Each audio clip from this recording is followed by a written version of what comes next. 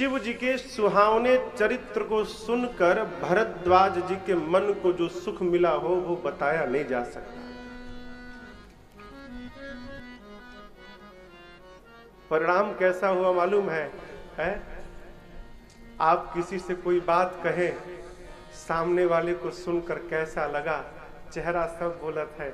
भरद्वाज जी कथा सुने तो चेहरे में क्या भया, अरे नयनन ही नीरा रोमावली ठाड़ी।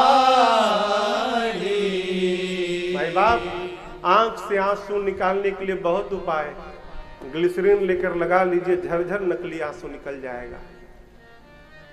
लेकिन दुनिया में कोई दवा नहीं बनी हो जो शरीर के रोम को पुलकित कर दे।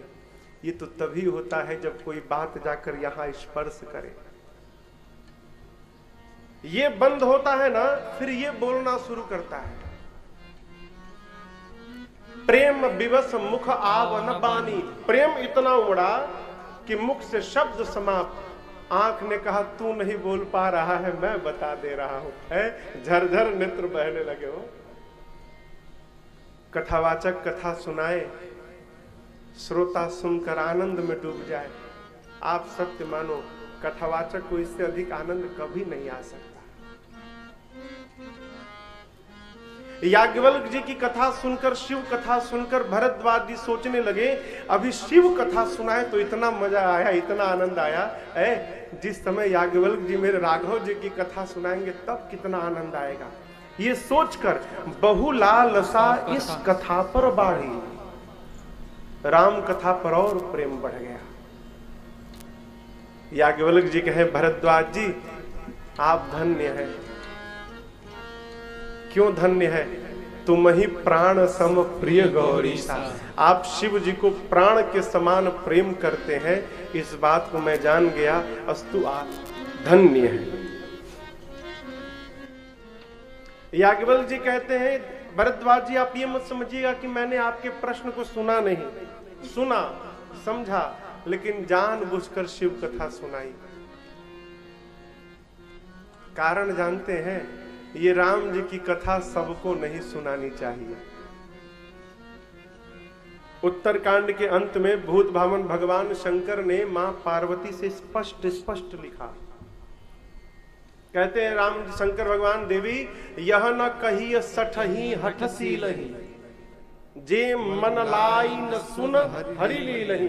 60 व्यक्ति को कदापि नहीं सुनानी चाहिए कथा।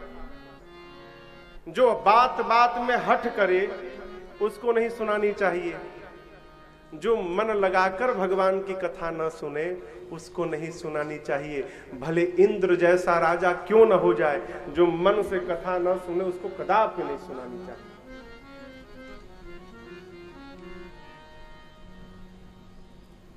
हीरा सबको नहीं दिखाया जाता है। हो भाजी के दुकान पर भाजी वाला भाजी खोल के रखता है, लोग जाते हैं अपने हाथ से ले लेकर देखते हैं, अच्छा ले लेते हैं। लेकिन हीरा सबको दुकान वाला नहीं दिखाता, जौहरी छिपा के रखता है। वो पहले आने वाले को परख लेता है बात से कि वास्तव में ये लेने वाला है कि नहीं। लेने वाला रहता उसी को निकाल कर हीरा दिखाता है। उसी प्रकार भगवान की कथा से बढ़कर दूसरा संसार में कोई हीरा नहीं। ये सबको बताना नहीं चाहिए। राम कथा किसको सुनानी चाहिए?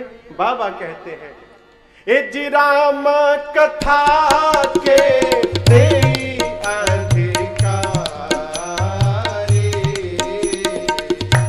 राम कथा के तेरी अधिकारी। कौन? जिनके सत्संग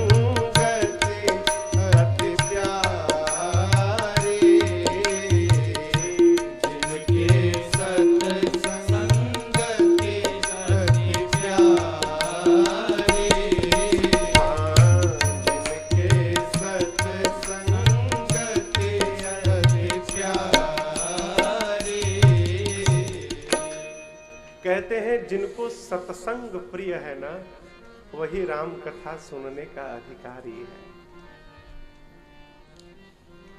सत्संग का अर्थ महाराज संत का संग।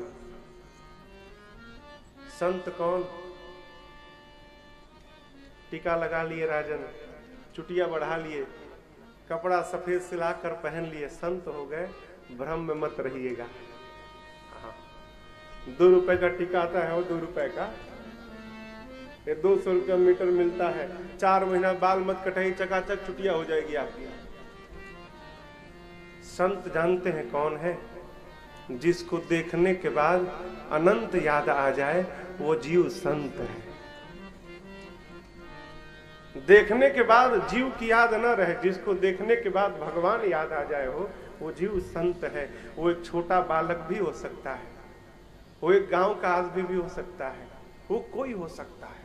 संत का स्वरूप नहीं होता, संत का स्वभाव होता है। जो भव से बेड़ा पार करना सीखो जी, और प्रभु से साक्षात्कार करना सीखो जी। कहाँ सीखे महाराज? लगा है ना? यही तो लगा है। देखिए, एकदम व्यवहारिक बात, आप सबके पास गाड़ी होगी, गाड़ी है ना? 4 चक्का 2 चक्का गाड़ी तो सबके पास होगी। दिन रात गाड़ी दौड़ाइए, लेकिन 2 महीना 3 महीने बाद उस गाड़ी को सर्विस सेंटर में ले जाना पड़ता है। क्यों? ब्रेक ऑयल चेंज हो जाए, गियर ऑयल चेंज हो जाए, थोड़ी सर्विसिंग हो जाए, गाड़ी स्मूथ चले। नहीं कराएंगे ना, धुआं फेंकने लगेगा। तो ये जो गाड़ी है ना, इस गाड़ी का 9 दिन के लिए सर्विस सेंटर खुला है यहाँ पर। ये सर्विस सेंटर है, यहाँ आकर इसका भी मोबिल वोबिल चेंज करा लो। नहीं कराओगे कब धुआं फेंक देगा हो पता नहीं है, बुरा मत मानिएगा। इसीलिए अरे सत्संगति से प्यार करना सीखो जी, जीवन का उद्धार करना सीखो जी। श्री याज्ञवल्क्य जी ने भरद्वाज जी से कहा, जिसको सत्संग से प्रेम नहीं, उसको राम कथा कदापि नहीं सुनानी चाहिए। मैं पहले शिव चरित्र सुनाकर ये देखना चाहा, भरद्वाज जी आप सत्संगी हैं कि नहीं हैं। और एक बात कहें, जो जीवन में कभी भगवान शिव का भक्त नहीं हो पाया, वो कभी राम जी की भक्ति प्राप्त ही नहीं कर सकता। क्यों? राम जी की भक्ति देने का जितना टेंडर है वो शंकर जी के नाम है। राम भक्त का यही लक्षण है, वो छल रहित होकर और भगवान शिव के चरणों में प्रेम करे। आपके मन को, आपके स्वभाव को, आपके स्वरूप को देखकर आज पता चल गया, आप विकार रहित राम जी के पवित्र भक्त हैं। भरद्वाज जी, मैं आपको अवश्य कथा सुनाऊंगा, लेकिन एक बात कहें, जो कथा आपने पूछी है ना, उस कथा को 100 करोड़ शेष नारायण भी नहीं गा सकते। एक शेष नारायण के पास 1000 मुख हैं। अब आप गुणा करिए, 100 करोड़ के पास कितने मुख होंगे? 10 खरब। श्री याज्ञवल्क्य जी बोले, यदि 10 खरब मुख से बारी बारी से कथा सुनाना प्रारंभ करे शेष नारायण, तो मुख समाप्त हो जाए, लेकिन भगवान की कथा पूरी न हो, उसको मैं सुनाऊंगा। भरद्वाज जी बोले, आप कैसे सुनाएंगे? आपके पास तो एक ही मुख है। बोले, यही तो भ्रम है, मैं नहीं सुनाऊंगा। भरद्वाज जी, सरस्वती कठपुतली है, और जिस प्रकार कठपुतली को नचाने वाला दिखाई नहीं पड़ता हो, उसी प्रकार सरस्वती रूपी कठपुतली को नचाने वाला दिखाई नहीं पड़ता। लेकिन बताऊं कौन नचाता है? सरस्वती रूपी कठपुतली के जितने धागे हैं ना, वो सब राम जी की उंगलियों में बंधे हैं। और राम जी जिस पर कृपा कर दे, वही कवि की तरह अपनी जिह्वा को नचाने लगता है। मैं नहीं सुनाऊंगा, जो कुछ भी निकलेगा वो राघव जी की कृपा से ही निकलेगा। उन्हीं प्रभु श्री राम को प्रणाम करके मैं आपको कथा प्रारंभ करता हूं सुनाना। कल गोस्वामी जी कथा प्रारंभ किए। पहला घाट गोस्वामी जी उठा कर लेकर गए प्रयाग, दूसरे घाट की कथा प्रारंभ हुई। आज प्रयाग से याज्ञवल्क्य जी कथा उठाकर कैलाश पहुंच रहे हैं। तीसरे वक्ता का प्रवेश हो रहा है। आइए, बाबा कहते हैं, परम रम्य गिरिवर कैलासो, परम रम्य गिरिवर कैलासो, सदा जहां शिव उमा निवासो, सदा जहां शिव उमा निवासो, तेहि गिरि पर बट विटप विशाला, तेहि गिरि पर बट विटप विशाला, नित नूतन सुंदर सब काला, नित नूतन सुंदर सब काला, एक बार तेहि तर प्रभु गयो, एक बार तेहि तर प्रभु गयो, जाकर देखे तरु बिलो की उर अति सुख भयो, तरु बिलो की उर अति सुख भयो, प्रणाम निज कर दासी नागरी पुछाला, निज कर दासी नागरी पुछाला, बैठे सहजहि शंभु कृपाला, बैठे सहजहि शंभु कृपाला, बैठे सहजहि शंभु कृपाला, बैठे सहजहि शंभु कृपाला। याज्ञवल्क्य जी कहे, ऋषिवर कैलाश का दिव्य शिखर है, जहां पर भगवान शिव और मां भवानी का सदैव वास है। उस कैलाश पर एक विशाल बट का वृक्ष है, नित नूतन, किसी भी काल में किसी भी ऋतु में उस वृक्ष के पत्ते नहीं सूखते। जानते हैं क्यों?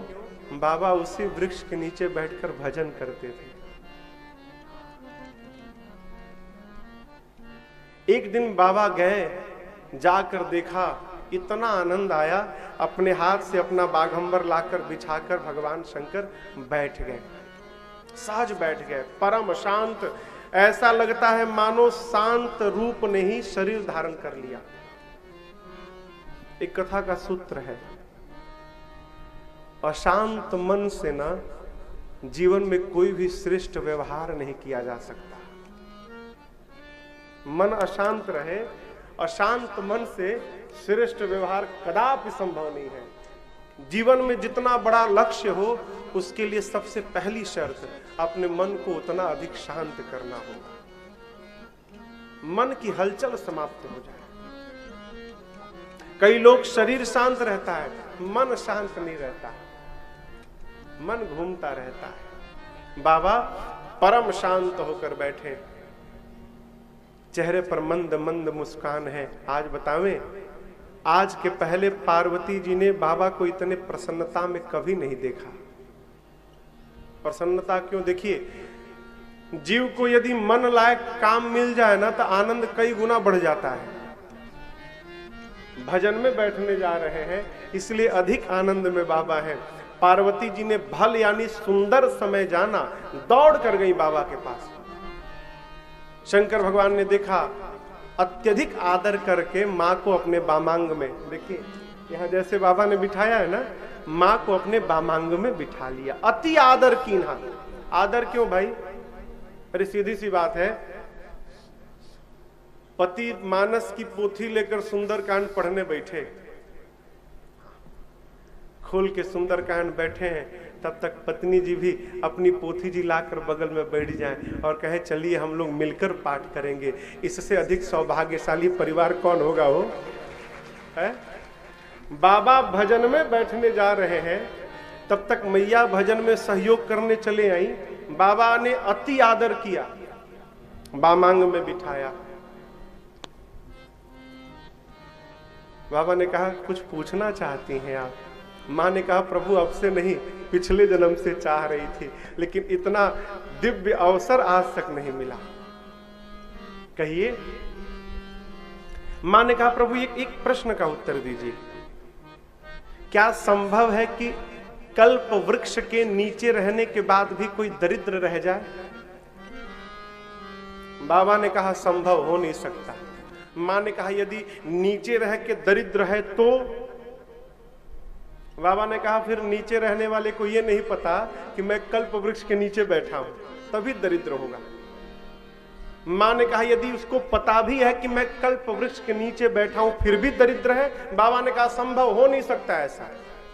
माँ ने कहा प्रभु जिस प्रकार कल्प वृक्ष के नीचे बैठा वाला दरिद्र नहीं रह सकता, उसी प्रकार आपके चरणों की दासी होने के बाद मेरा भ्रम क्यों बना है, ये समाप्त क्यों नहीं भया आपका? बाबा ने कहा भ्रम? माँ ने कहा प्रभु पिछले जन्म वाला मिटा नहीं, अब तक चला आया है। इतना श्रेष्ठ अवसर नहीं मिला, इसलिए मेरे पूछने की हिम्मत नहीं भई आज तक। आज आज्ञा हो तो प्रभु सब पूछना चाहते हैं। बाबा ने कहा पूछिए। माँ ने कहा प्रभु जो मुनि लोग परमार्थ पथ पे चलते हैं वो कहते हैं कि राम जी ब्रह्म है। शेष सरस्वती वेद पुराण सब राम की महिमा गाते हैं, और ये तो बाहर वाले, आप मेरे सब कुछ हैं। आपको देखती हूँ दिन रात झोली में हाथ डाल के, आप भी राम राम राम राम जपते रहते हैं। मेरा प्रश्न है प्रभु, आप सब लोग जिस राम की चर्चा कर रहे हैं, ये राम अयोध्या वाले महाराज दशरथ जी के आंगन में खेलने वाले राम है कि कोई दूसरे अलौकिक परम तत्व ब्रह्म राम है? मैं पूछ क्यों रही हूं? क्योंकि ब्रह्म का कभी जन्म नहीं होता, ब्रह्म अजन्म होता है। यदि राम ब्रह्म है तो भला एक ब्रह्म को राजा का बेटा क्यों कहा जा रहा है? यदि राम राजपुत्र है तो भला राजपुत्र ब्रह्म कैसे हो गया है? पिछले जन्म में उनकी लीला देखकर, इस जन्म में आपके मुख से उनकी महिमा सुनकर मेरे इस मन में भ्रम हो गया है प्रभु। ज्ञान और अज्ञान दोनों ने मिलकर मेरे मति को पकड़ लिया है।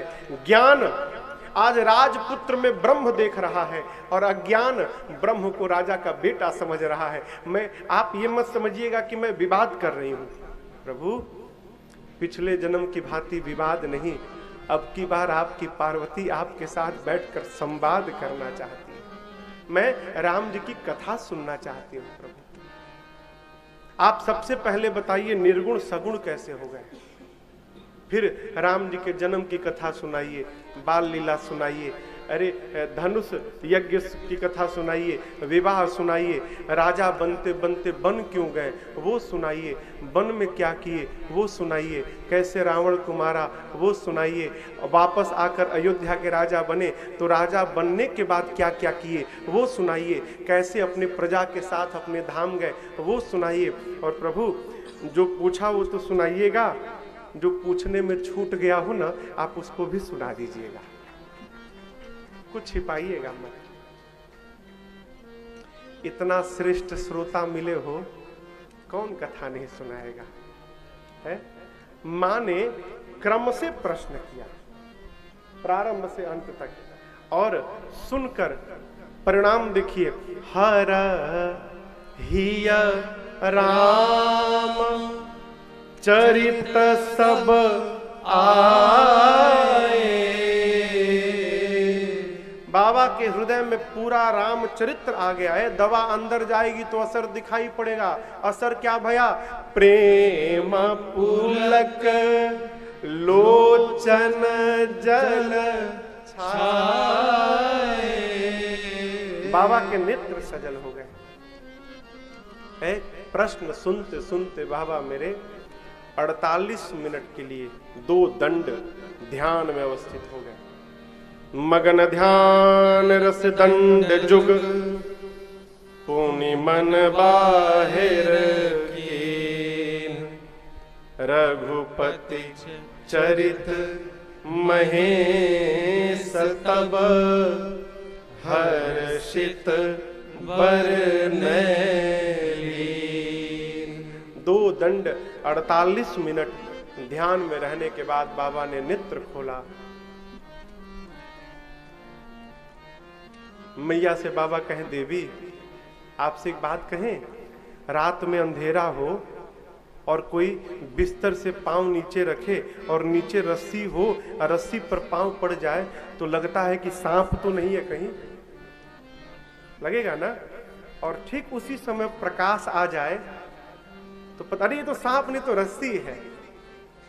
मां ने कहा, प्रभु कहने का क्या अर्थ है? राम जी ने कहा, देवी जिस प्रकार प्रकाश के अभाव में वो रस्सी ही सर्प जान पड़ती है, उसी प्रकार राम मेरे वो प्रकाश हैं जिनके अभाव में ये झूठा संसार ही सत्य दिखाई पड़ता है। जिस प्रकार प्रकाश आने के बाद रस्सी का भ्रम समाप्त होता है, उसी प्रकार राम रूपी प्रकाश को जानने के बाद जगत का भ्रम समाप्त होता है। तो महाराज जानने का उपाय बताइए। कोई उपाय नहीं। इसको ध्यान से समझिएगा, भगवान को जानने का कोई उपाय नहीं है। किसी भी प्रकार से हम हो चाहे आप, हम भगवान को नहीं जान सकते। ये मैं नहीं बोल रहा हूं, ये राम जी से अपने मुख से बाबा वाल्मीकि जी ने बताया है। राम जी आपको कोई जान नहीं सकता। राम जी को कौन जान सकता है? सोई जानई वही जानेगा कौन, जिसको आप राम जी देहु जनाई। जिसको राम जी जनाएंगे अपने बारे में, वही भगवान को जान पाएगा। मेरा कहना है भाई, जो काम अपने हाथ में ही नहीं है उसके लिए क्यों प्रयास किया जाए? भगवान को जानने का कदापि प्रयास मत करिए, फिर भगवान को मानने का प्रयास करिए। हम लोग जब पढ़ते थे ना तो अर्थमेटिक में जिस प्रश्न का उत्तर नहीं मालूम रहता था तो मान लेते थे, माना संख्या x है, मान करके सम को सॉल्व करते थे तो अंत में पता चलता था x बराबर कितना है। उसी प्रकार भगवान को जानना है तो जानने का प्रयास मत करिए, मान करके व्यवहार करिए। भगवान की कृपा होगी तो आपका मानना ही एक दिन जानने में बदल जाएगा, अपने आप बदल जाएगा। जय हो। शंकर भगवान ने कहा, देवी बंदऊ बाल रूप सोई रामू, सब सिद्धि सुलभ जपत जिसु नामु। यहां पर पूज्यपाद गोस्वामी तुलसीदास जी ने एक चौपाई लिखी। आपको बताऊं, ये श्री राम चरित्र मानस की सबसे पहली चौपाई है। गोस्वामी जी ने सबसे पहले यही चौपाई लिखी और इस चौपाई को लाकर बाबा ने यहां पर रख दिया है। ये चौपाई आप सबको याद है। बाबा ने मां के सामने मंगलाचरण किया और बोले, ए जी मंगल भावना